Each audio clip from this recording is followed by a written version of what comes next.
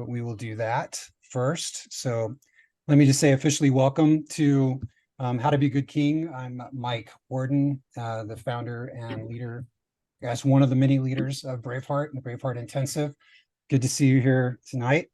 We're going to just start. I'm going to begin sharing my screen right away. And before we even really get into kind of like the meat of what we're going to talk about, I wanted to just ask, kind of generally speaking, you guys, which of you had a chance to watch the video, the What Makes a Great King video? And if you did, I can't really see everybody, so just speak up and say, I did. I want to hear kind of what your thoughts are, I think Bob Hershey said he liked it. Did I hear that right, Bob, from you? Yeah, I thought it was really good. Just thinking about all those movies and things and how it was played out and stuff. I mean, you can relate to so many of those characters. I just thought it was really good. Yeah, I did love it too. The first time I saw this was some years ago, and I was so moved. And I was like, why am I so moved by this? And that's when it really started to sink in, because it's saying something about you. Like it's saying something about all of us as Mm. men. And I think the dude who does this, I actually support him now financially because he does this kind of work. He makes these, I think he's in Morocco, and he makes these kind of existential videos about meaning and that, but this was one that just caught me. Somebody else, what did you see it, and what were your thoughts? You don't have to have liked it, by the way. I'm just curious. I saw it and I enjoyed it as well. Just seeing the different archetypes and the Shadow King, and that was pretty neat. It reminded me of this classical mythology class that I took in college, where we looked at the hero construct. Mm-hmm. Every good story has like a hero, and you know, from anything from Greek mythology to like Star Wars. There's those type of archetypes.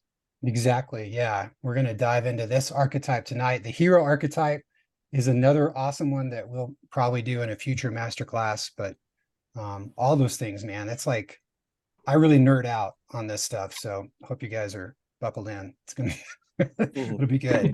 Anybody else see the video and have a thought you wanted to offer to the group before we dive in? All right, well, let's get rolling. If you do not yet, I would suggest you grab some paper and a pen, because you're going to need to write some stuff down. You're going to want to write some stuff, put it this way, you're going to want to write some stuff down. And that's going to be useful for you. You might also want to have, you probably do, but like have your camera nearby. There's a couple of the screenshots that we're going to show that it might be a good idea if you just take a quick snapshot of it for future reference. So you might want that nearby. I'll suggest one slide in particular, but you can do it whenever you like. So yeah, let me say just a little bit about myself as we get rolling here. My name is Michael Warden, as I mentioned. I am a writer and a coach. I have been coaching leaders in various contexts for 20 years. And prior to that, in my previous iteration of a career, I worked in the publishing realm, where I created resources for leaders in various kinds of industries and positions and situations. That includes both the nonprofit and the for-profit sector.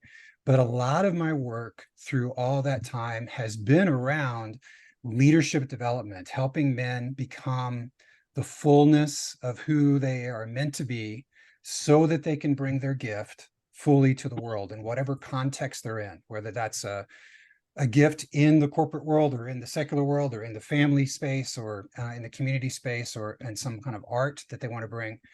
And so a lot of stuff we're even going to talk about tonight has been so critical and essential to getting that work done in men. This stuff we're going to be covering tonight is so core to us. It's so interesting that we don't really talk about it a lot. We see it in movies, we might read about it in books, but we don't really have this kind of a conversation where we talk about kingship as a kind of almost integral part of who we are as men.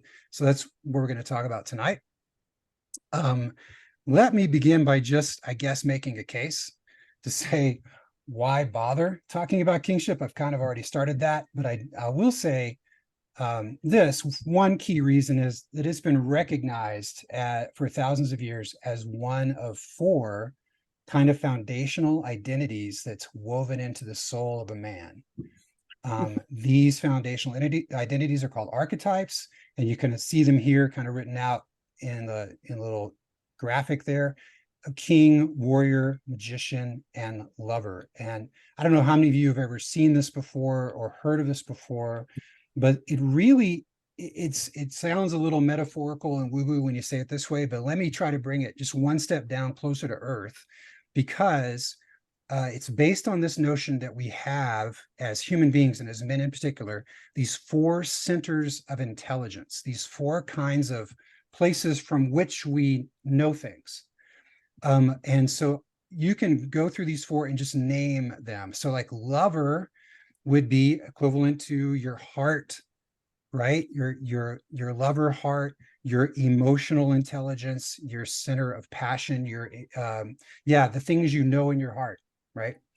And magician would be equivalent to the mind, that center of intelligence you have, the cleverness, the craftiness, even the sense of being able to figure out how something works, to pull it apart and put it back together. The magic of that is part of that. So the magician is representative of that center of intelligence. The warrior is the strength of the body. It's the body intelligence. It's the center from which we know the deep truth of our identity planted in the earth. And also it's where our strength comes from, and how we wield that through our physicality. And then the king is really the one that I would call the spirit man.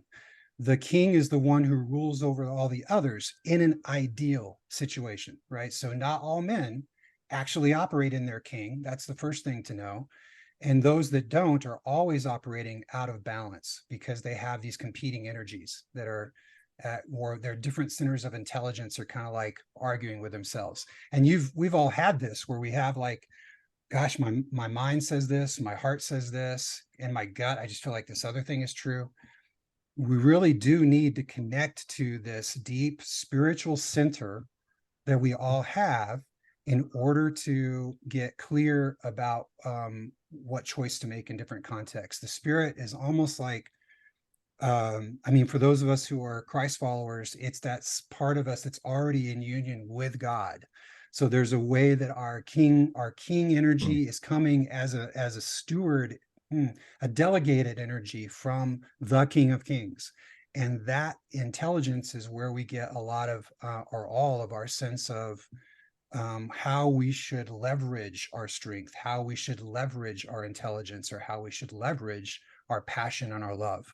So when you get a really good king, a really well-formed king in the heart of a man, in the soul of a man, you have a really powerful instrument for good in the world, a powerful instrument that God can then leverage and use in powerful ways. So that's really what we're talking about tonight, is these four centers of intelligence, but particularly looking at the king as the part that needs to supersede and encompass all the others.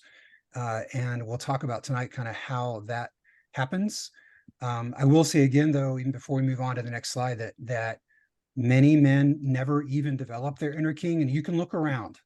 You won't have to look far to find a man near you, around you, at your work, in your church, wherever you happen to be, who has not developed their inner king. And so they will try to put the warrior on the throne, or the magician on the throne, or the lover on the throne of their life. And none of those archetypes, as wonderful as they are, none of them are equipped to rule. So they need that king, that sort of king presence to govern them and direct them. And so when you have somebody who doesn't do that, and they sort of mainline their magician, a lot of people in technology today, for example, kind of make and bank on technology. I have clients who are in this realm. They're almost like mainlining their magician energy, their magician intelligence, and they're not using any other kind of faculty, and their lives are crazy out of balance. and they're not really bringing love to their family, and they're not really developing their community. They're just using their magic, to make a lot of money. So we also see the importance of kings. Importance of kings in books. There are lots of books about this. I've just put 4 up on the screen for your reference.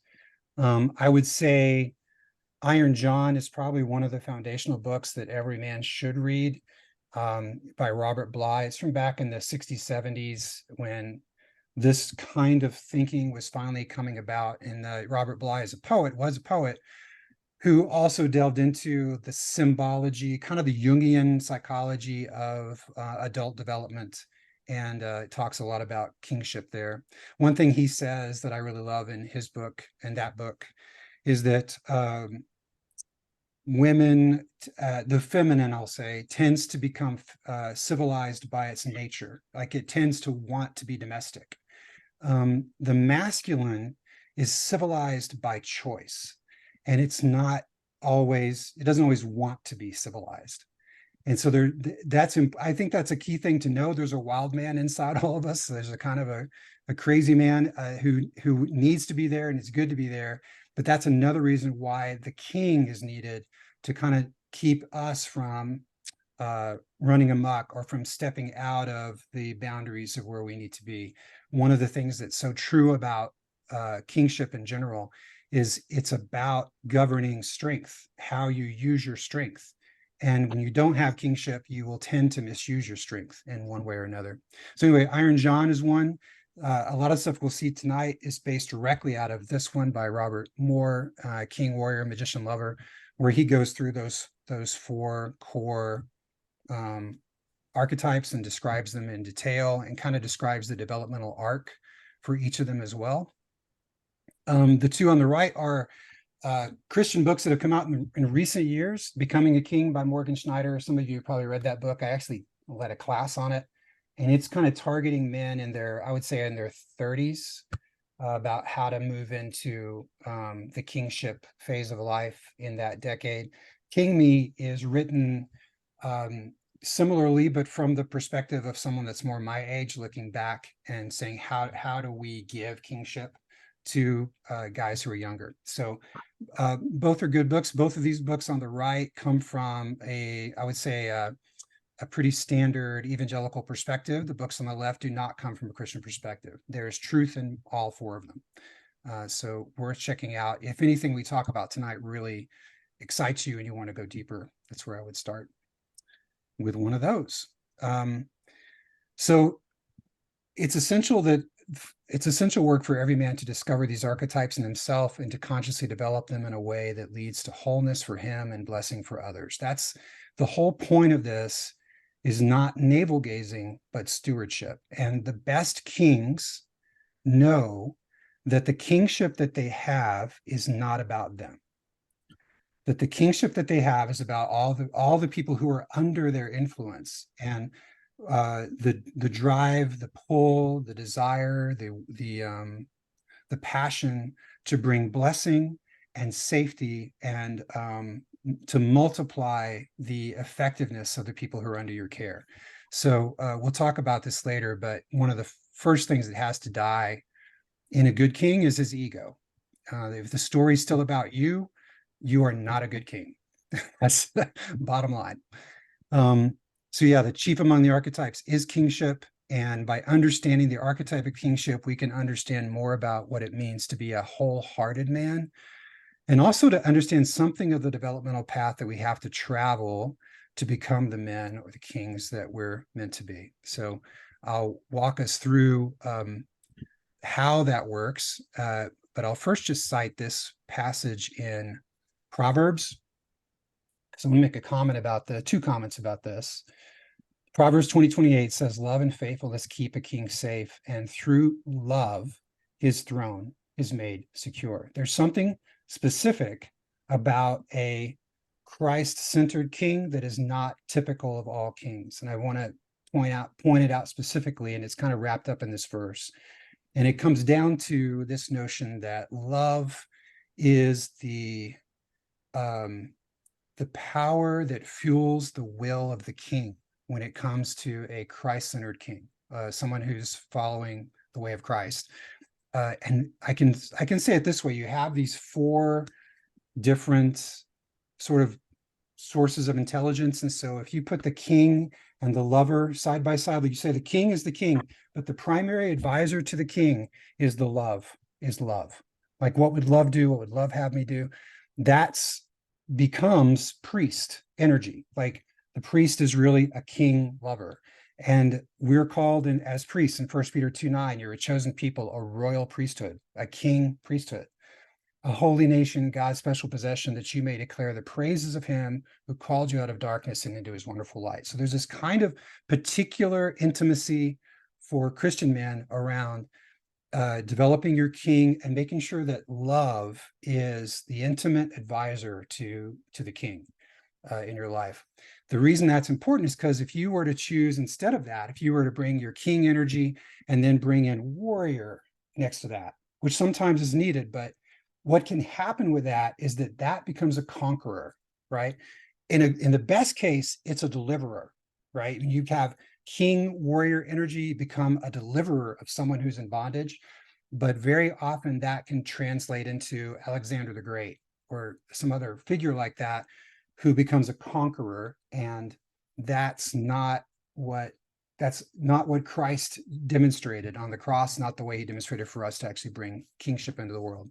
Similarly with the king magician, if you have a king magician, you can either have on the dark side a dark lord, like the dark wizard who happens to be a king, or on the side of the light, you would have someone like Solomon, a sage, a wise king would be the one who is the king magician. But there's a special thing, you'll see this through the scriptures all the way through, that the good king is very connected to love as being his fuel, his motivation. The reason he's kinging at all is for the sake of love. And in fact, I'm going to be sending to all you guys after this a little follow-up. I went through the book of Proverbs and I pulled out every passage that talks about kingship, and I put it in a PDF. So I'll send you that afterward, just to kind of let you see here's what this book that Solomon mostly wrote about, what it is to be a good king and what it is to be a bad king. And they're all written in there pretty clearly. And so you'll see that love connection. Yeah. So let me pause here and just say a quick interaction or question, comments about what I've already said, or anything that you're like, no, you're completely full of crap. That's not true. Or yes, that's totally right. So what you got?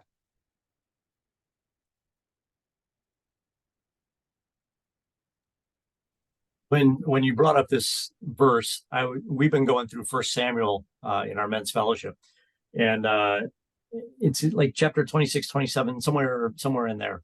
And it talks about David being righteous and his righteousness and his faithfulness. And so it goes right along with this, because he's becoming the king. He's not the king yet, but he's becoming that king. So his love and faithfulness keep a king safe. He's still running from Saul at this point. And so thinking about that, it's like, to me, it just portrayed David, in that too. I love that. And in fact, David we'll mention him later. He's a great example of someone to study if you want to learn more about kingship, because you get to see his entire arc, as you mentioned, from being called as a shepherd kid to fully owning his kingship. And it is really telling that the way he's described most affectionately by God is that he was a man after God's own heart, literally meaning he was chasing God's heart the whole way, which is an act of love, right? It's a pursuit that's based in love. So yeah, definitely that. Okay, let's see. Here's what we're going to cover in the next few minutes. Well, maybe half hour. We're going to cover the journey of growth every man must travel to become a mature, wholehearted king. This will be a graphic we'll show in just a minute. The 5 most common ways that men get trapped in shadow king. We'll talk more about shadow later, but essentially we might think of it as the carnal king, or when you get caught up in your false king, or in the egocentric king. All those would be another way of talking about shadow king. How to identify a shadow king? and why it's vital that you transcend them both in yourself and other men. This is important in two ways. I'll reemphasize. One is you got to be able to recognize your own shadow king and really get clear on, we've all got it. It's all in all of us, and it shows up pretty frequently, I would guess, for most of us. So learning the game you're playing with yourself around kingship is really critical, but it's as critical to be able to recognize shadow king in other men, and make conscious choices about where you give your power.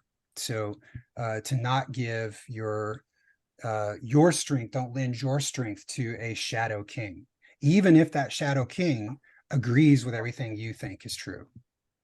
And that happens in workplaces, that happens in churches, that happens everywhere. But shadow kings are not good for other people. Then the 10 signs of a fully mature, wholehearted king. So almost like a kind of, here's a diagnostic to kind of gauge where you are. And in fact, we'll give you a tool to use so you can sort of evaluate at any given time where you are in terms of how wholehearted are you, how mature is your king, where do you need to grow and develop your kingship further. And then 10 ways you can access and develop your inner king toward maturity and wholeheartedness. And we'll give you like 10 possible ways and then suggest 2 that are easy, like you can do right now. So this comes from the King, Warrior, Magician, Lover book by Robert Moore, The Developmental Path of Kingship. So you see these 2 triangles on the right and the arrow pointing up. So the big picture of this is that the lower triangle represents boyhood. It's what happens when we as men are boys, and kind of how our nascent kingship begins to show up. And you see, you almost can't see it, but there's a little plus and a minus in the lower corners of this triangle. The thing at the apex, at the top, is the healthy version of in this case, the boy king, which is known as the divine child, and we'll talk to him about that. But there are also these 2 shadow versions, these 2 sort of false faces of kingship that show up within boyhood. And one of them has a plus sign because it's sort of extroverted energy, and the other one is introverted energy, and so it has a minus sign next to it. So we'll describe all 3 of these, and I'll tell you these 3 are, you're gonna, as we describe them, you're gonna see how they're true, like you've experienced all 3 of these. Because it's just true for all of us. So I'll start by just talking about the divine child, and then we'll go from there and go up into the adult version of what it is to be a king. So here we go. The divine child. I want to read this, and you might want to take a snapshot of this one too, just to have this as your notes. The divine child, which is another way of just saying the child of God, the child who knows he's beloved. That's the idea there. Is full of boyish enthusiasm for life. It rises within us as a zest for adventure, a sense of belonging and well-being, an intrinsic understanding that we're treasured and loved and special and delighted in by others. The divine child is in many ways both helpless and all-powerful.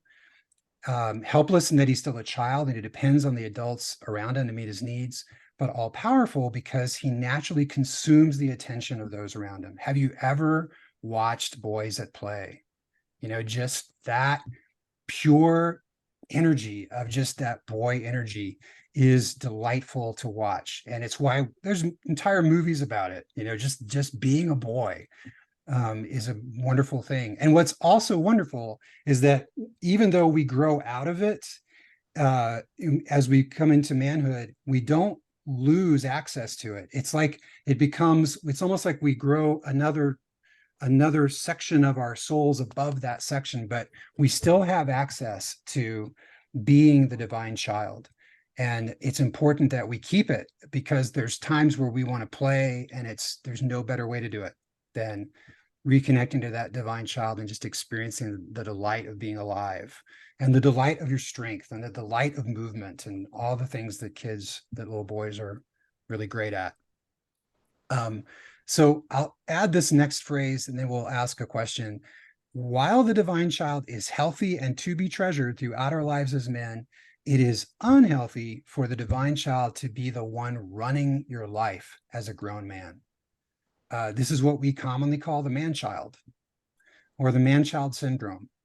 It's the classic case of failure to launch. There's movies about that too. Failures to launch as a man. And this is the first of the 5 traps of the Shadow King. This is the number 1 of 5 different common ways that we fail to move into full kingship and we get stuck in shadow. And basically, this is when you become so enamored with the divine child, with being the precious boy who needs to be cared for and is treasured by other people. And that becomes your shtick once you become an adult. Then you are in a very severe state of arrested development. And you'll tend to find other people around you who are willing to play that game with you and protect you and rescue you and make sure you're fed well and comfort you and do all those things that you would do with a boy. But there's no man energy there. There's no strength there. There's nothing there that's going to actually bring protection or bring blessing to other people. It's just very egocentric. So you might know someone. Sometimes we've even gotten stuck in it from time to time. But yeah, there's people all around us that get stuck in that space. But given that is the shadow part of it, I'm curious about the light part of it. Just being able to dip into the boyness of boyness and to enjoy your life in some key way. Where have you seen this, or do you see this when you think back over your history or even something recent in an area where you're most likely to either invoke or slip into the divine child? I'll give you an example from my own life. And I didn't even notice this until I was out with a buddy, and we were out in the mountains here in Colorado, and he was fly fishing and I had my camera. And so I was actually just out looking for photos, and he paused at one point. I guess there weren't any fish biting. And so he was watching me, and I was running all over the place, just catching different scenes. And I was really enjoying. I love it. I love it. There's a value I have called beauty hunting, and I love it. I love it with a passion. So I get back to the car, and he said, "It does my soul good to watch you hunt for beauty." And that was what kind of just his reflection back to me was helped me see that's the boy. Like, that's a part of me that just gets to come out and be exuberant about being alive. And the camera is just a way to get to it, So what about for you guys? What's a way that you've experienced or do experience your divine child these days, or even in the past?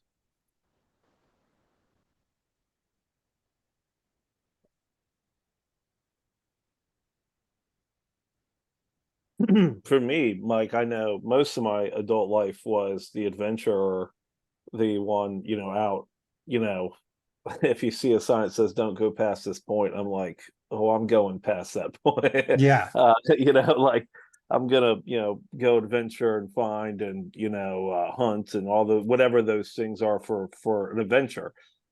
Since being sick, though, honestly, the most common way now is I have a good sized dog. And, so I can throw a ball and play catch and have a ball just watching her have joy, or just roughhouse. Like if she's laying up on the bed, I can play rough with her. You can't play rough with your spouse. You know what I mean? Like you can do that with a dog, though. Yeah. So it's beautiful. Yeah. I have a feeling if you were in the Goonies movie, you'd be the guy who'd always be like, let's go into the abandoned mine. Let's, not pay attention to the signs. Yeah. Yeah. I'd have been like, yeah, why not? Right. Yeah. Justin says modifying furniture, woodworking, turning something into something beautiful and functional. Yeah, absolutely. I remember, like making forts or just working with your hands in some free-spirited way. Definitely a part of it. Right. Anybody else? Yeah, I got one. This is Samuel. I think just being creative in general, doing anything with your hands. Like, I mean, for me on a nightly basis, it's pretty much cooking, but it's that moment to just kind of like reset and enjoy not just family, but just enjoy creating something and something unique. And so somebody just echoed like furniture. Like, I think just doing something of that nature is like getting back to the basis of our childlike instincts of wanting to create in the way that God, put us into this universe. So. Exactly. Yeah, all of that. And it's so restorative. I mean, that's what I think is such a wonderful gift, that we don't have to let it go entirely. We get to carry it with us and use it. Use it, leverage it, let it out, let that part of us out to play. So yeah, the divine child. And the shadow part of that is not to get stuck in it as a way of life, but to definitely dip in there whenever you have the chance. So we're gonna look in, the next one is the this lower left corner is one of the shadow versions of the childhood, sort of the man energy, I mean the king energy in a child, and that is the high chair tyrant. You can kind of tell what that means just from the name, but I'll read it for you here. Like the divine child, the high chair tyrant needs attention, but unlike the divine child, the high chair tyrant doesn't give anything back. He doesn't inspire, he just demands. He's the embodiment of entitled, arrogant narcissism. So there are some grown men who are still ruled by their childhood high chair tyrant. And when you can kind of tell they're in that, when they sulk, when they don't get their way, when they fail to take responsibility, they're always blaming something external to themselves for anything that goes wrong. They're incapable of taking criticism. The arrogance of this high chair tyrant blinds him to reality and causes him to stumble, right? And he believes he's special, but there's also underneath it, for both of these, this terrible fear of impotence. And so like the high chair tyrant, this is true for the tyrant as well, and once you get into adulthood, but there's so much energy being spent trying to prove that you're potent, to prove that you're not impotent, that the fear of impotence is what's really driving a lot of it. So even for the kid, the high chair tyrant is raging at his mother or raging at whoever, trying to make themselves as big as possible, to puff up as big as possible. But it's all smoke and mirrors, and none of it actually has there's no there, because underneath it, terrified. You find a terrified kid, basically, with a high chair tyrant. Some of us have probably encountered a boss like this, or someone in our family of origin, or someone that we see in a position of leadership, in government or in any other sphere of life. And yeah, so the high chair tyrant is definitely something we can all slip into. And the question, of course, to ask there is, where do you see this in your own life? Like, when are you, in what arena or in what situation are you most likely to turn into the high chair tyrant? As fate would have it, this literally happened to me 2 days ago. So what happened, and I still have the recording from this, but what happened was, I was working, I'm in the process of publishing some novels that I've written, and I'm working with a typesetter to get one of the novels typeset. And my interaction with her has been really problematic. And she didn't do something that I thought she should have done. And she dug her heels in and really said she's never going to do it. She doesn't do that. And because I come out of publishing, I know that typesetters do that. And so I got off the line with her, and then I didn't phone up my friend. I kind of clicked the record button, and I just went on a rant, so I could send it to somebody. And if you go back and listen to it, like if I was in a court of law and somebody listened to this, they would go, "Yep, that's this. You're doing high chair tyrant," just complaining, yelling, blaming, like being so childishly angry, which had just happened for me. I probably, if it happens for anybody else here, I would bet it happens in traffic, where somebody does something, and we all seem to be very righteous in traffic. I don't know, where you start to begin to judge other people really quickly. But what about some other examples, either in your own life, or it could be something you've observed? When have you observed other people slipping easily into high chair tyrant, and how would you describe it?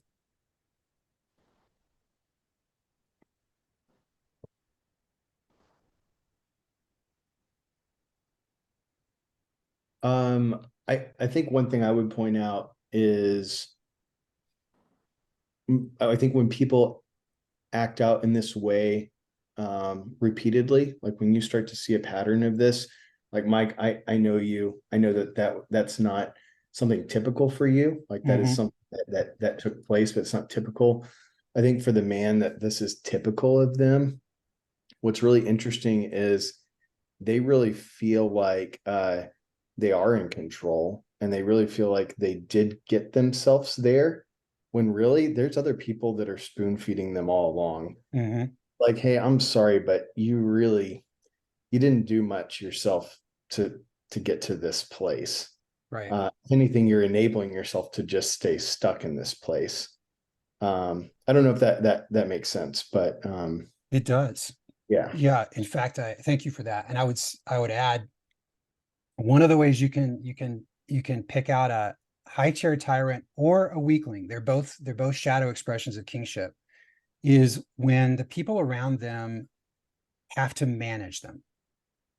So when you have a guy who's like, oh, well, we have to be this way or that way, or, be careful this way, or don't tell him that, or whatever it happens to be, that's a sign that you're dealing with a shadow king, because you have to manage them as you would almost like a kid, or certainly not a full-grown male adult. And so, yeah, people that get habitually into that space, you start to feel like, man, I feel like you're just a lot of work to be around. I mean, Yes. we've seen this all over. I mean, I've seen this at CEO levels. I've seen this at pastors. I've seen this in worship leaders. I put in the chat, if you've ever seen the show Suits, Louis Litt's character is classic high chair tyrant. Nice. Yeah. That's a good idea, though, to think about even characters that you want to watch, almost like you're enjoying watching a car wreck happen. But yeah, high chair tyrants, for sure. And it's good to be aware of it, because now, even having the name, there are moments when you'll feel tempted, yeah, like I did 2 days ago, and just slip into it and go, okay, this really is not who I am. But that's the thing about the shadow aspects of the king thing. You can't ever really just get rid of them entirely. You more or less have to stay conscious and not slip into those spaces. Similarly, the weakling prince, which is the boyhood version of the weak king, they take their energy and turn it inward. So it's, rather than be a high chair tyrant, it's more like, I don't throw tantrums, but I use passive aggressive behavior to sort of suck people into doing my will. I need to be completely coddled. I'm always full of fear. I play the victim role, all of that. And blaming just like the high chair tyrant does, blaming the external world, and in impotence cries out to be rescued all the time. So you can see it in kids. There are kids who play this role, but also you can see it in adults who feel always put upon by everything in some way or another. And that is the weakling prince. I will add too that the divine child, as I mentioned, is the healthy expression of this boy energy, this sort of soon will become a king energy, but it's not king yet. And even though we all have access to all three of these points in the triangle, when you're raised in the ideal environment, like a healthy home where you do know you're beloved, you get way more connected to the divine child pretty easily. It's part of being a good, healthy boy, and to be delighted in, and all of that. But if you happen to be one of the bazillion people who are raised in less than healthy families, and maybe you did not get praised and told that you were beloved, then one of these other two, like the high chair tyrant or the weakling prince, might have been a survival strategy. Like in your childhood, it might actually have been like, I can't be the divine child because nobody here will let me be the divine child, but I can be the weakling prince, or I can be the high chair tyrant, And so I say that to say, don't, no shame about like what you were stuck in or what you tend to gravitate toward. There's probably good reasons for why that's true. But what's important to know is that you always have the ability to learn how to step out of that shadow version of kingship and into the fullness of who you're meant to be as a king. So yeah, the weakling prince is just the inverse of the high chair tyrant, but they're both coming from that place of impotence, or the fear of impotence, or expressed impotence, because they're not able to experience, or don't know how to experience, the the divine child, the power of boyhood that's there. I guess, recommendations, ideas, thoughts around where you've seen the weakling prince show up? And this could be in, like, you're right, Rob, it is in all corporate world. It's all over the place. But where else have you seen it? Like, or have you seen it in your own life? And what's it look like in a real life, I'd say?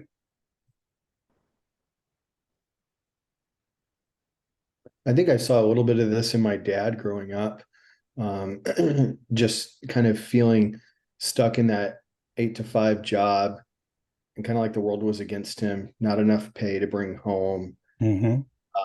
I'm just going to come home and I'm not going to complain about my job, but I'm going to let everybody know that I'm working hard and there's nothing else in life for us to do because we don't have the money to do it. And this is kind of a cycle we're stuck in. Yet you're not going to do anything to really try to get out of that cycle.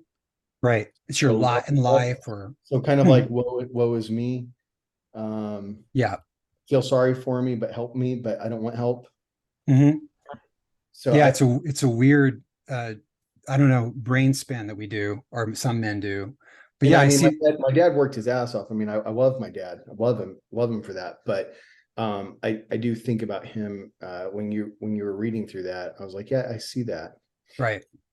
Yeah. Well, I want to pop over to the weakling king then, because this is also part of what you're talking about. And before I even read it, I'll just go off of what you just said, Chris, as another example of the weakling king will be a man who feels like his king energy is not welcome. So I'm not saying that's true, saying he feels that way. So maybe he comes home from the office and his wife feels very protective about how the household is run. She's very protective about how the kids are parented. And so he doesn't feel like it's his house, it's his wife's house. And when he comes through the door from work, he takes off the king hat and he kind of goes into this other sort of place where he's maybe like we were talking about, that can happen to a lot of men, I think, where they end up kind of becoming the weakling king. And it's the passive shadow, as I mentioned. It's the king who sort of abdicates and just doesn't take control, doesn't take authority, doesn't bring his strength to things. And often it is a little passive aggressive. I think sometimes it's also out of weariness, like maybe they do feel like they're not, like their strength is not welcome in some way that they wish it were. But rather than have the conversation that needs to be had about that, they'll just sort of withdraw or minimize or suppress. It's the dude who lets other people make decisions for him, the guy who defers all the time, not just to his wife, but maybe to coworkers or to anybody who's around him, the one who does not want to take responsibility for choices, and then can complain about them later because he didn't actually make them. He made them passively. It's also the nice guy, Mr. Nice Guy syndrome, which I will say many Christians fall into this because we're supposed to be, according to the religion of Christianity, we're supposed to be nice. I don't think actual Christianity supports that idea, but within the religion of Christianity, yeah, you're supposed to be a nice guy. And that dude also tends to be a castrated man, like just doesn't really have any balls, and is very kind, but is not very effective and doesn't really bring anything. He's almost like just a wet noodle coming into a space. And that's this weakling king, this shadow version of king energy.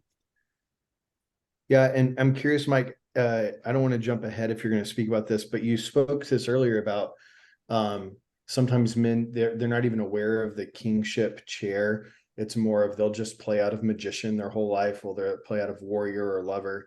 I'm curious if that is just fuel for the fire of like, I can't make my warrior work. I can't even make my magician work. Mm-hmm. Lover's not working. And so like they're like, king what, Yeah. There's no king here. Yeah. Yeah. I wonder if that's true. That probably is true for a lot of guys. I mean, I think about there's a guy that I coached for a couple of years who was a IT executive, but he came out of an IT background. So he was a coder, but then came into management, and he rose quickly in management because he had these leadership skills. So he had this sort of king magician thing going on in his work, but the minute he parked his car in the drive, all of that went out the window, and he couldn't make any decision. He couldn't lead anything. He couldn't even, how to discipline the kids wasn't even in his purview anymore. And so he really stepped strongly into Weakling Prince. And the thing that he started to do was like coding at home. Like he would get diverted away from, I think he was like making coding for games or something like that as a pastime, because he couldn't bring anything kingly to the space, didn't know how to do it. So he just went back to magician and tried to do that. So yeah, I do think that probably does happen. And what, we had to work on with him, or he worked on, I really was just an advocate with him in it, was to find his king energy, to find that part of him that actually does want something for his family. And then to have the husband to wife, the man to woman conversation that has to happen. That polarity is for the benefit of the children. It's not a detriment to the kids. So like to figure out how to have that polarity conversation in a way that's actually generative for both and doesn't shut one or the other down, which was tough. That's not easy to do, but kings do it. So yeah, that's the weakling king. These delineations remind me of the difference between abuse and neglect. With the tyrant skewing more towards doing things he shouldn't, and the weakling skewing more towards not doing things he should. For so many of us, our fathers or ourselves, this weakling king seems impotent, but really acts like the emotional thermostat in the family system. When he walks into the room and he's cold and he's aloof and you called it wet noodle, that feels weak, but it can also be really potent in terms of silencing everyone and bringing a kind of coldness or a north wind to what the family system could be. Right. So am I tracking in terms of what yeah, I see the claps. Yeah, that's very keen. I think that's very insightful. In fact, it reminds me of there's another coach who once used this phrase in a family dynamics and said, who controls the weather? Right? In the family system, whenever Jane walks in the room, everything freezes. That tells you that Jane is actually the one who's controlling the space. Yeah. Even if she doesn't say a word, or in this case, the weakling king comes in and just wet noodles everybody. Right. Yeah, that's great. Yeah, you're right. I like that distinction between being like doing or not doing as being two versions of the same thing in a way. Anyone else like the weakling king that you've seen or just have an observation or insight about it? I would say, like, from my dad, there was an interesting dichotomy here, because my dad, he's passed on, and I can't wait to see him again. I really do think we patched everything up at the end, and it was great toward the end. But I always refer to him as a really good man who was not a good dad. And he, in certain contexts, he was a king. Like, he led other men. He liked that role. He liked to be in the position of not ego driven, but very much the man who wanted to be at the head of the point of the spear, basically. But then for me, it was, and for a lot of other areas of his life, he was persona non grata. He never showed up. And he embodied this really weakling king thing. And so later in life, when I sat down, we had a conversation man to man about, many conversations about it. And I asked him, why didn't you ever teach me how to throw a ball? Like, why didn't you ever play basketball with me? Why didn't you ever, like, these kind of ordinary things? You'd think, well, yeah, you'd want to do that, wouldn't you? I mean, was I that bad of a son? And what he said was, no, he was scared that he would look foolish. And so he diverted away from ever putting himself in a position where, if he wasn't sure he could do it, like, he never played basketball, he never played sports when he was growing up. He was in a very different part of a different time. It was during the Depression. That kind of stuff wasn't happening. So he didn't want to expose himself to that. And so he has this interesting, I think it's true for a lot of men, where if we know we can win, if we know we can show up well, we're going to be a king. But in those areas where we're not sure, or we think we might suck, we just don't show up, or just say, we're absent from it. Is that true? I'm sure my dad's not the only one. So Chris is saying, yeah. Michael, I have my father was similar. This is Robin, in that he was scared of my mother's displeasure. Mm. And he might have been the head, but mom was the neck. And she was this highly controlling, very patriarchal woman who would ice him out, and they would have these lover quarrels, and they had this very passionate relationship. And she just had my dad wrapped, and he would be just very passive. Mm-hmm. with my mother.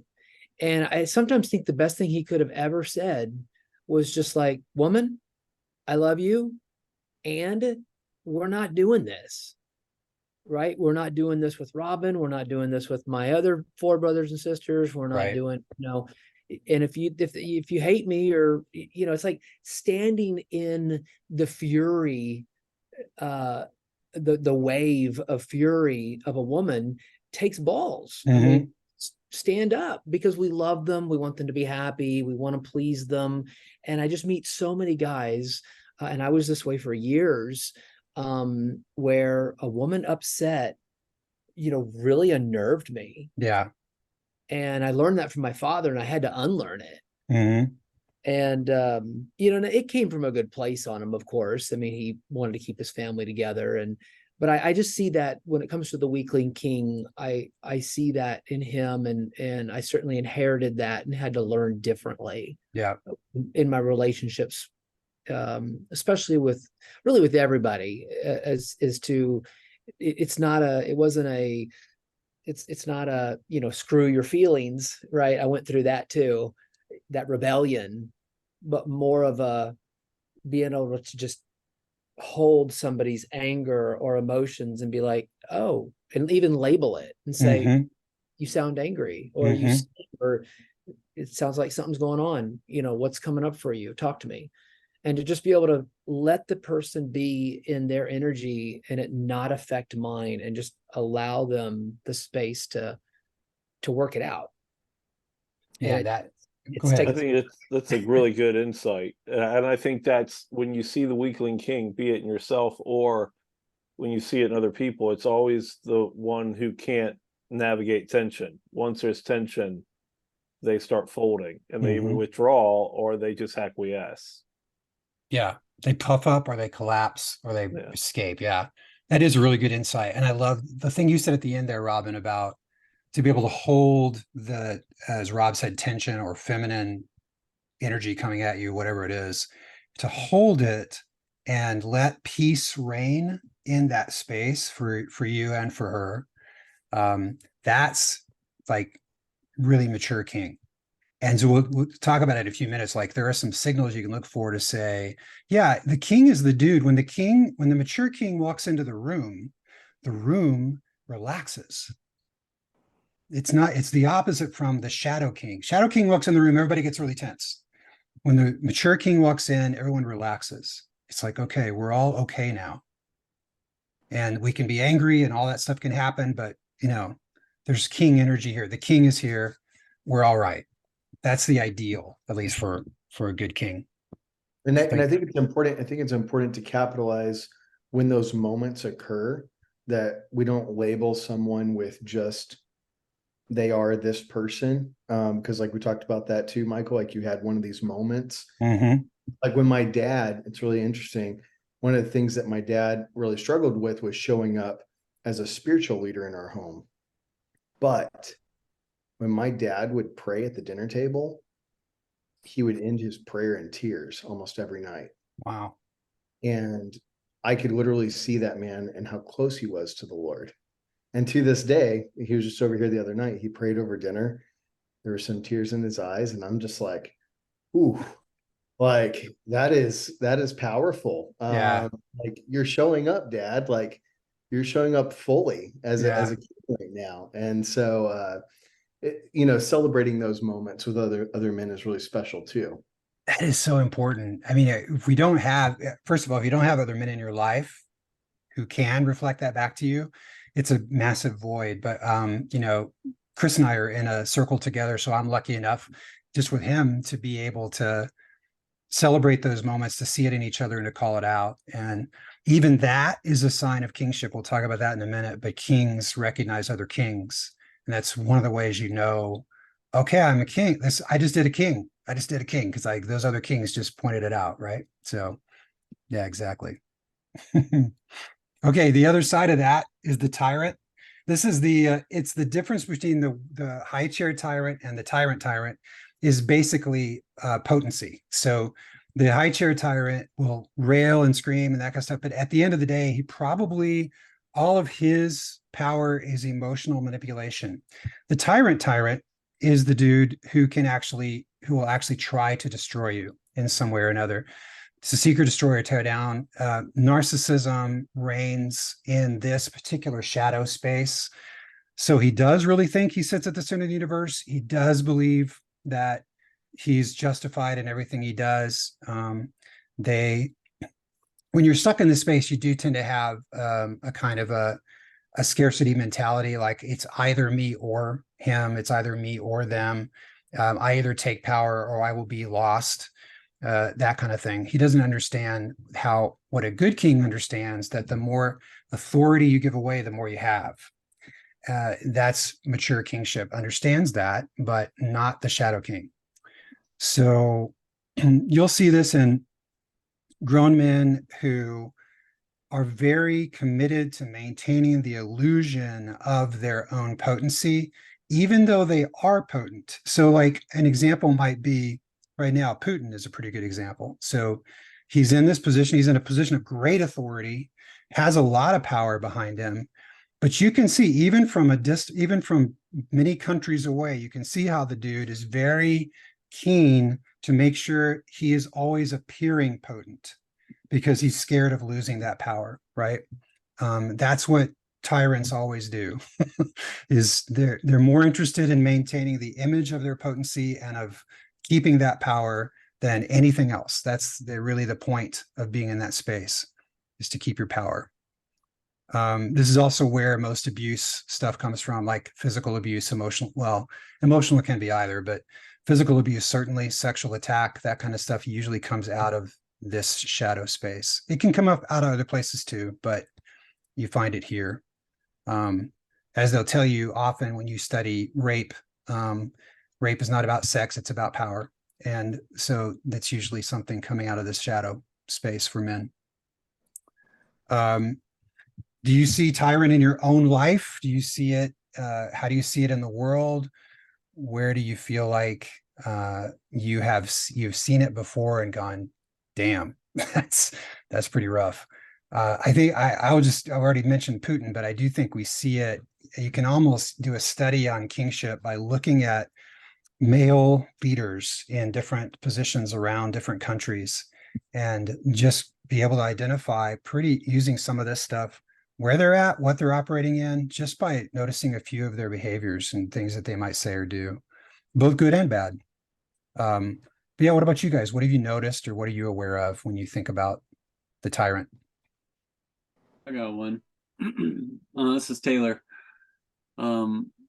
So I've studied a lot of psychology and I'm familiar with the DSM and psychological disorders. And sometimes I'll notice particular disorders or attributes of them in people, and it's not really something that I act on, but I'll find myself out of a protection response beginning to compartmentalize and diagnose them in my own mind and put them in a box and be like, okay, I've got power over you now because I see your weakness, and I feel in more control and above you.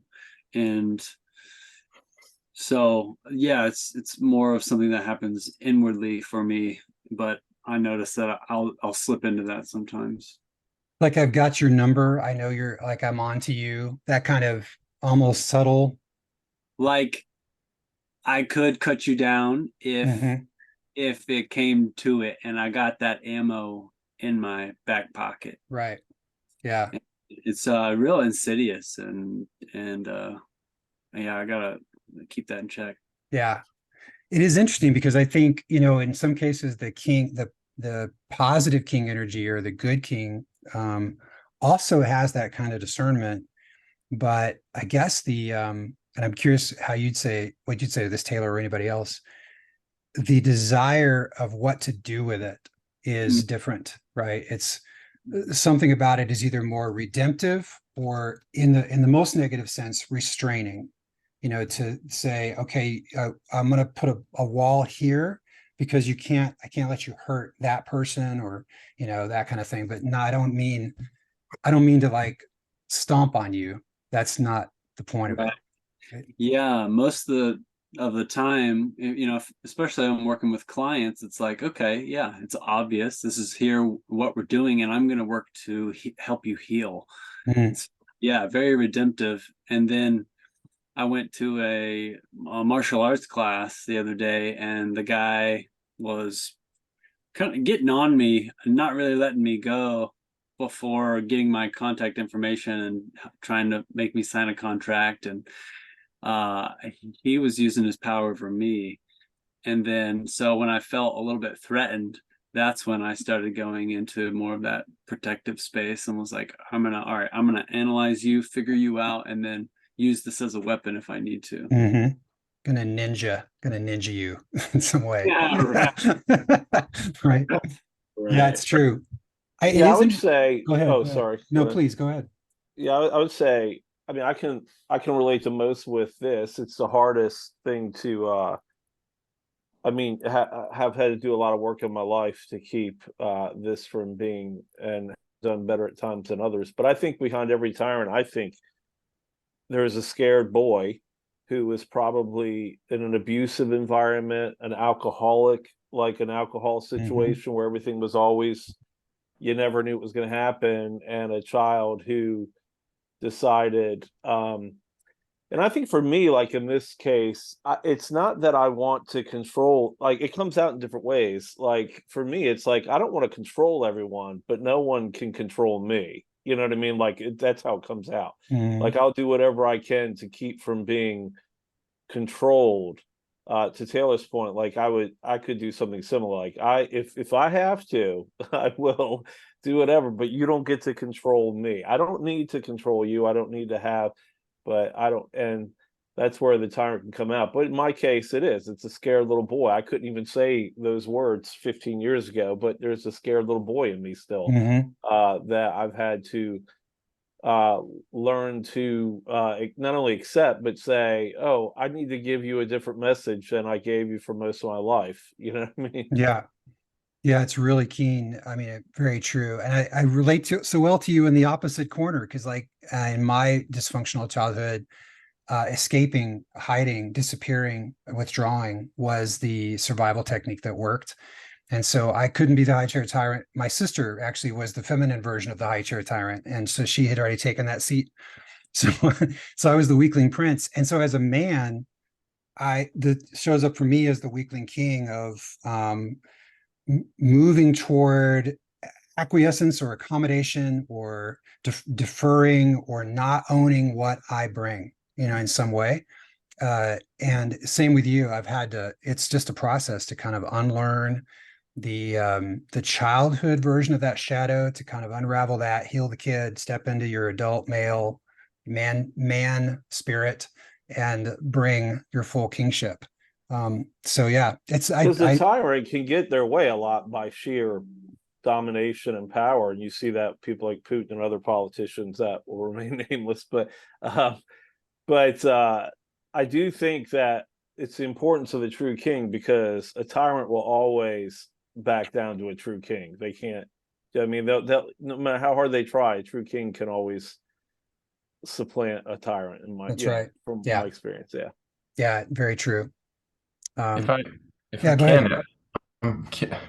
I think a convicting or at least a curious point for us is that it seems we tend to prefer this kind of leader um, politically or even in our spiritual systems. I mean, you could even see it in the desire for Jesus to be more of a conquering king, Mhm.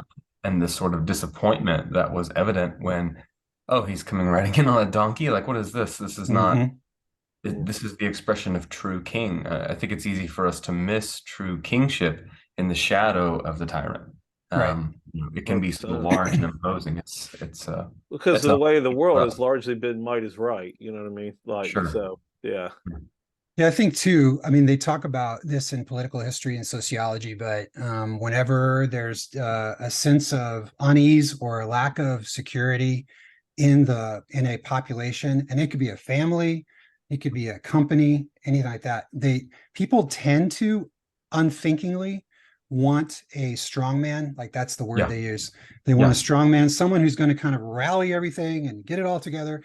What they're seeking is a king. But the strong man, usually it's a tyrant who presents as a king, Yeah. but Right. it's not a king, not a true king. Right. Because the true king is going to come in actually like in the book Good to Great. You see, when you read that book, it's about business leaders, but it's just one story after another of a dude who comes in. Nobody really ever sees him. He doesn't have a plot. He doesn't have a speaking circuit, you know. He's just trying to make his company and his people thrive, and he takes the company from good to great. And that to me is more of true king energy. It's not about the king. That's the key thing. It's not about the king. It's about the people he's serving. But yeah, that's good. And you're right, though. I mean, we really do need to have a makeover in terms of what we're looking for in actual leadership. I mean, what I want to see in a leader is someone who says they care about something and then goes and Yeah. moves in, Yeah. lays down their life for that in some way that's actually cogent, meaningful, tangible. Yeah, it's incarnation. Yeah. It's incarnation. Speaking of, I can't wait to read this, The King in His Fullness. And what I want you to just to notice as I read this is what it stirs up in you. So the king in his fullness is the mature, wholehearted king is first of all generative in both his actions and his presence. He produces more than he consumes. He inspires creativity in those around him. He calls them forth. He lifts them up to become more rather than less. He unleashes rather than binds. He brings order out of chaos. He holds together a coherent world. He brings a sense of belonging, security, and safety. Others feel great comfort when a mature king is near. He's at peace with himself. He knows who he is, so is no longer preoccupied with defending himself.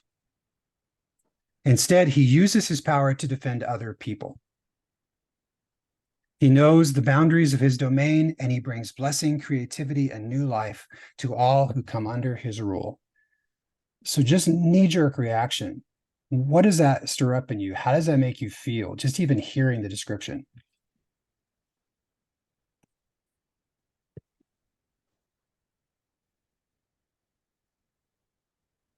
When I see this and I feel it, I guess the first thing is this person is not threatened by other identities, and that he like truly knows his identity in Christ in this situation. It just booms at me in that way. That's so true. Yeah, they even talk about it in the developmental material, like in the Robert Moore book, that the difference between a warrior and a king is the warrior who hasn't stepped into kingship yet is still trying to get his country. He's still trying to get his domain. The king knows what his domain is. He doesn't have to go get anybody else's. Like he just like, this is my space. I understand it. It'll multiply and grow because I'll bless the people under my care, but not because I need to go conquer your kingdom. You know? So yeah, beautiful point. What else? I've always associated the king with being. Um, the king, and this may be from the Moore book, I don't recall, but he doesn't have to do anything to be king. Mm, It's his blood, to that's be right. king, he sits stationary in a chair. And it's like that kind of stillness, that kind of being that can resonate out into the warrior and the doing and these kinds of things. But that's what's overwhelming for me is the sense of stillness, not having to prove, but really being an identity level rest. That's right. That's a beautiful phrase, identity level rest. Yeah. Mhm. It ties back even to what we talked about at the beginning of this is the spirit man. And if you want to go, it's the other way to look at it. This is the spirit, the spiritual authority that you carry that governs your warrior, your lover, your magician. And it's a spiritual authority is an authority of presence. It's not an authority of action per se, even though it does do things. Yeah. But yes. What else?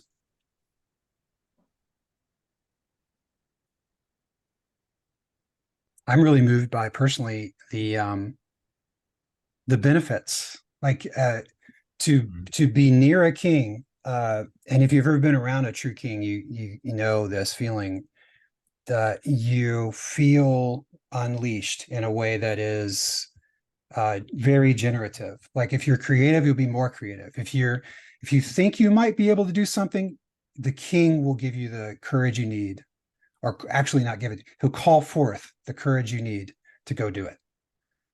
He's the dude who kind of like, he's the guy who brings order out of chaos. So you feel you can just sort of relax around him so that you can begin to have these deeper, pay attention to these deeper urgings, in your heart. Yeah, Justin, good king is good father, good husband, good friend. Right.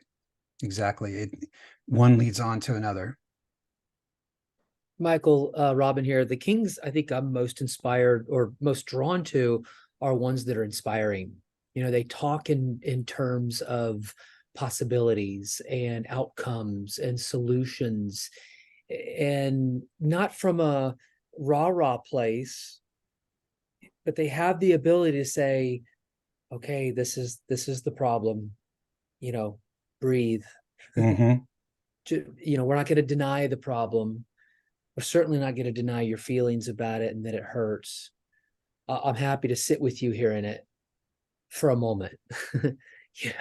Right. I'll give you a minute to cry and whine. I'll let you clear. I'll let you bitch and moan, and I'll be a shoulder for you. And this is going to end in a conversation of possibilities and you warrioring up and fixing this. Let's go. And so I'm drawn to men that have that, and I've certainly tried to live that into my own life. It's easy for me to do it with others. I find I have to work at it with myself, of course.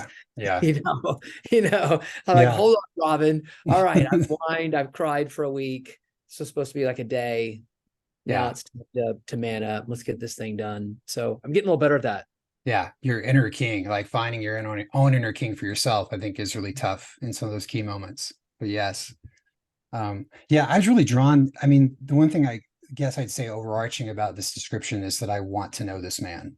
Like if I read this description, I'm thinking that I want to be around that guy. I want to learn from that guy. I want to follow that guy around. Like, and there's something in me that wants that because I understand maybe instinctively, maybe spiritually, that it's nascent in me. It's me too. I'm not the fullness of this, but I know that's the kind of tree I am, right? And so there's something in all of us as men that I think when we see this, we go, that's my potentiality is right there. My version of it will be different from every other man, but it's still going to have some of these same qualities. So I know what I want to do is go through these. And again, once we get the whole list here, you might want to take a snapshot and then use it as a bit of a diagnostic. So I'll go through these fairly quickly. 10 signs of a mature, wholehearted king. These were drawn, just so you know, from the books I mentioned and from other kinds of, well, actually, it's mostly the books I mentioned, but some other kinds of research along the lines of adult development and how you become a fully formed adult human being. So the first sign of a mature, wholehearted king is he knows who he is. Several of you already mentioned this. There's this identity aspect to kingship that is, you can't get around it. You can't fake it. You have to know who you are, deep self-knowledge, deep self-awareness, and along with it, a kind of clear separation between your ego identity and your role as a king, to understand that the king is a servant role, that you are putting yourself in the gap for the sake of others. That's what a king does. And when he does it well, he understands it's not about him. It's about the stewarding of that authority for the good of the community, the good of the family, the good of whoever is under your care. And then the second one is knowing the boundaries of his realm, where he's called to rule and where he's not. Nothing quite so embarrassing as a king who tries to be a king where he doesn't have authority to be a king. And maybe we've all been in that spot, but one of the clearest examples of that is if you're in another man's house, you probably should not tell that man how to run his house. It's his house. So like you have a domain that you're given, and to worry first about that, and it actually begins internally, as Robin was pointing to, of it's about how I handle my own heart, how I handle my own mind, how I handle my own body. I learn kingship in that space first, and then branch out from there into my home, into my relationships, into my work, maybe into the community, maybe into the world, all the way into the world for sure. But I mean, in a big way, it can happen for some guys. So knowing where your boundaries are. Offers this generative presence to others, produces more than he consumes, both materially and relationally. This is convicting for me because I've had periods of time in my life where I was in debt and I was trying to fight my way out of debt. And just to know that that's a sign of some shadow king at work is when, some people get into debt through no fault of their own. So I'm not saying that, but I'm just saying if you were like me and kind of had this pattern of debt being a normative thing for several years, then yeah, that's probably shadow king operating there in some way or another. But being generative and producing more than you consume, relationally as well, where you're a net gain person. So if people hang out with you, sure, you might cost them something, but they walk away with more than they came with. Is not preoccupied with defending himself. Instead, he uses his power to defend others. As we mentioned, he's over himself. It's not about him. It's about the kingship itself. Creates a sense of safety, security, and belonging. Others feel at peace when he is near. Probably one of the quickest ways to recognize a good king is that sense of safety that you feel around him.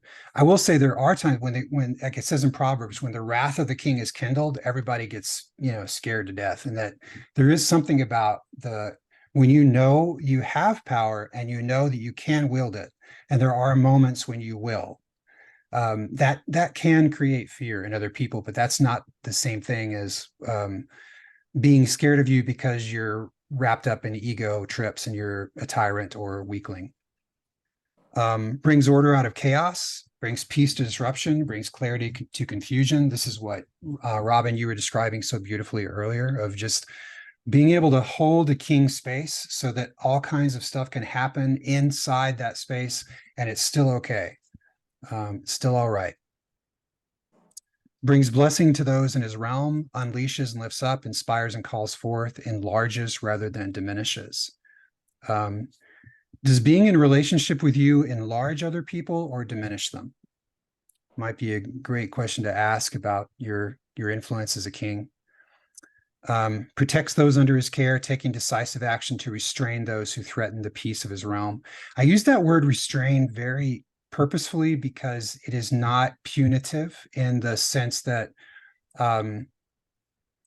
we like to think sometimes like you deserve this kind of stuff. It's more restraint as you would restrain someone who's gone nuts for for whatever reason.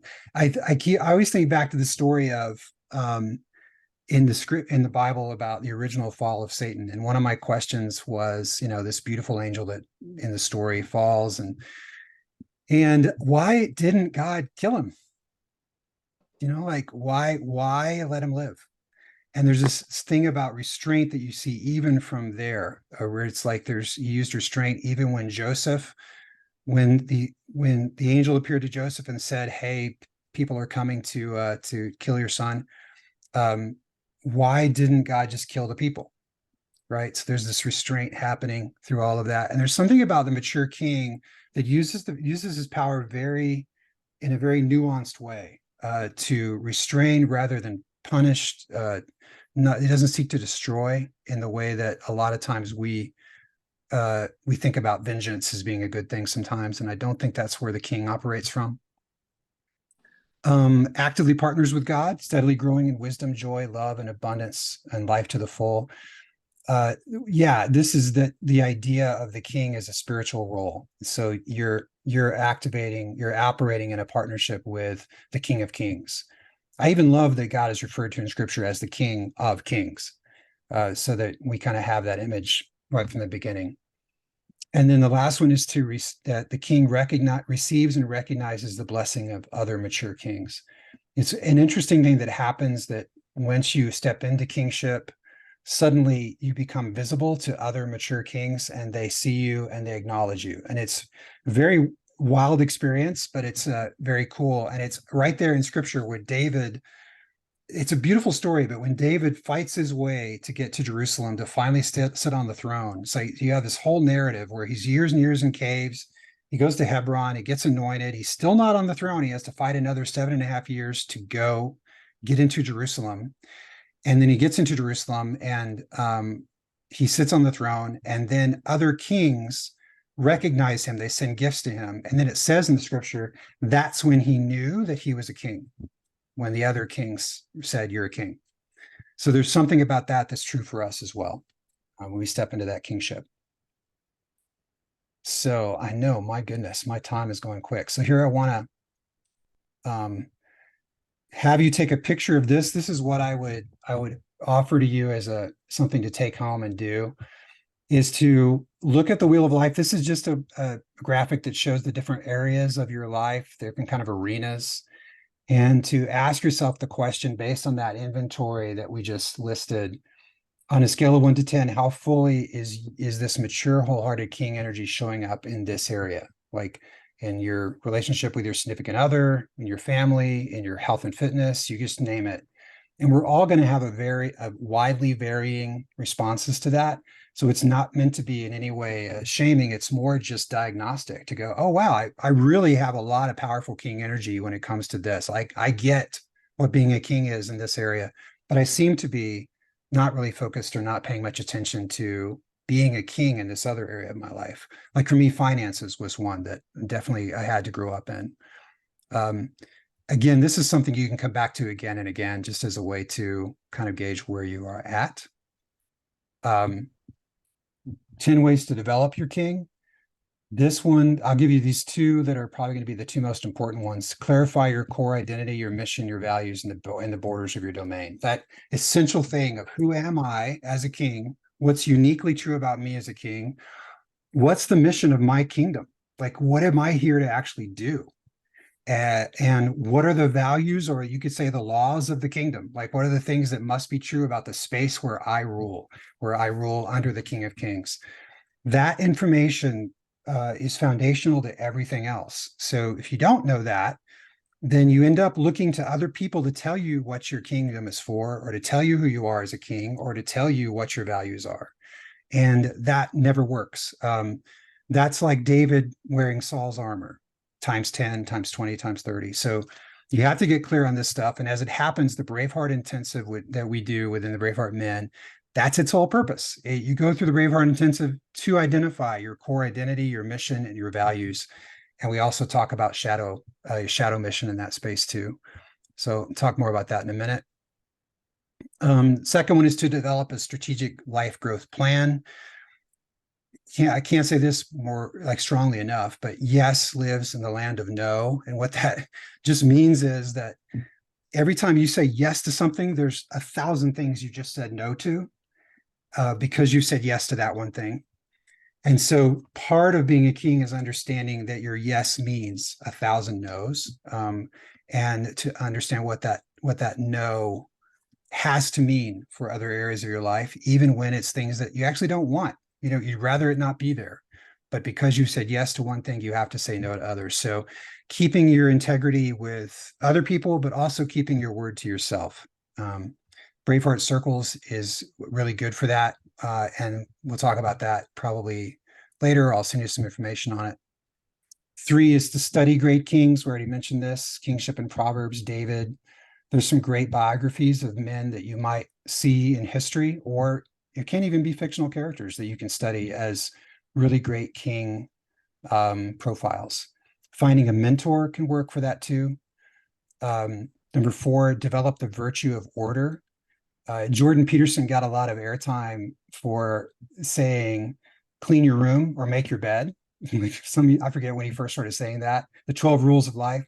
What he's really saying is be a king, develop the virtue of order. So that's part of kingship, is creating order out of chaos.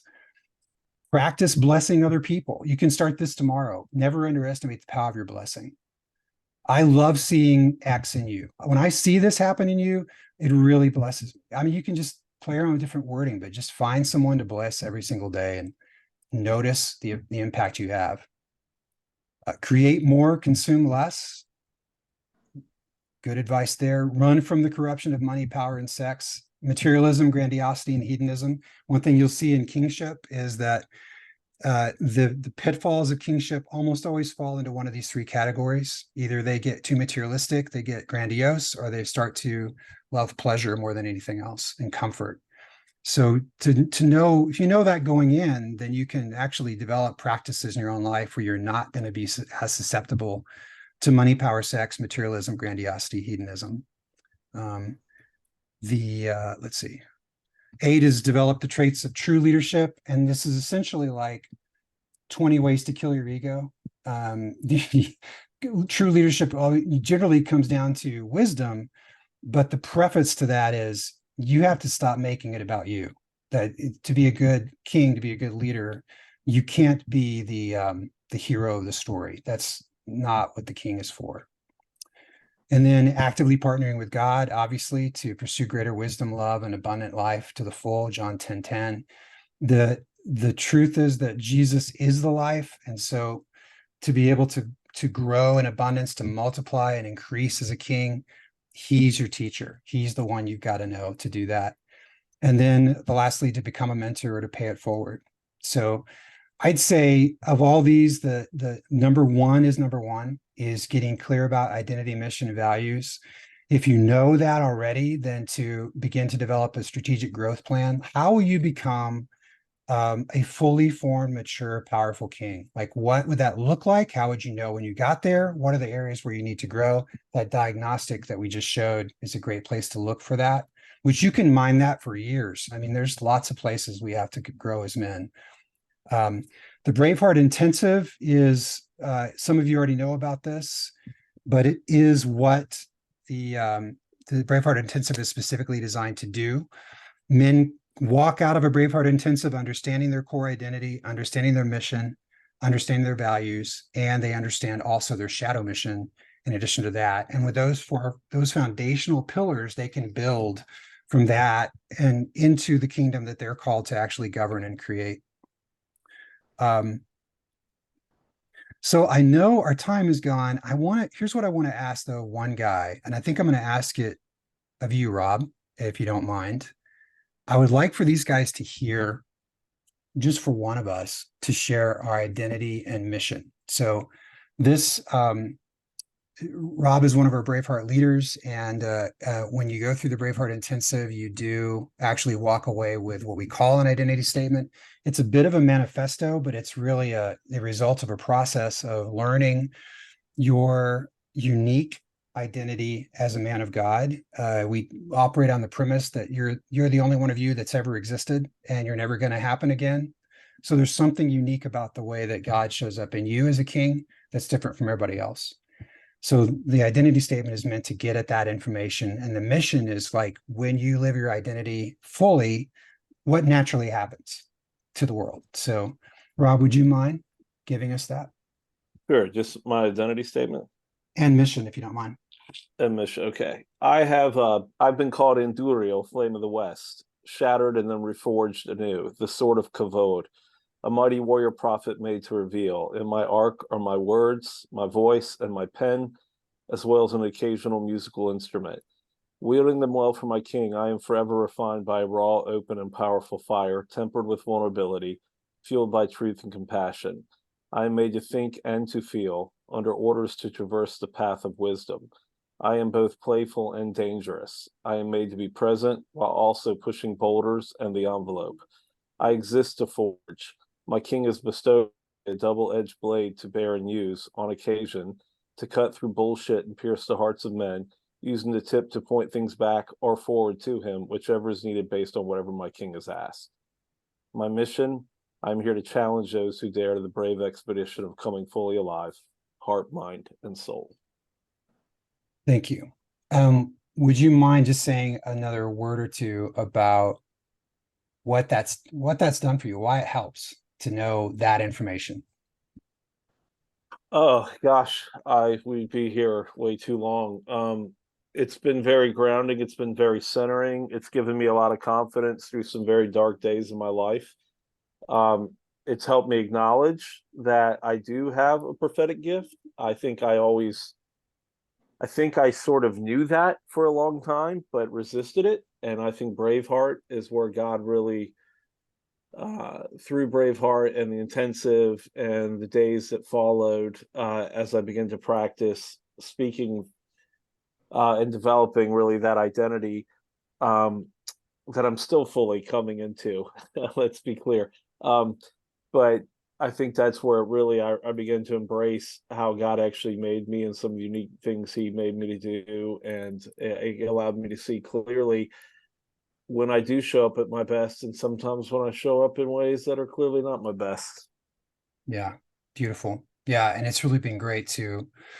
One of the other cool things about it, I guess, for me is Rob and I have led together in BraveHearts a number of times now.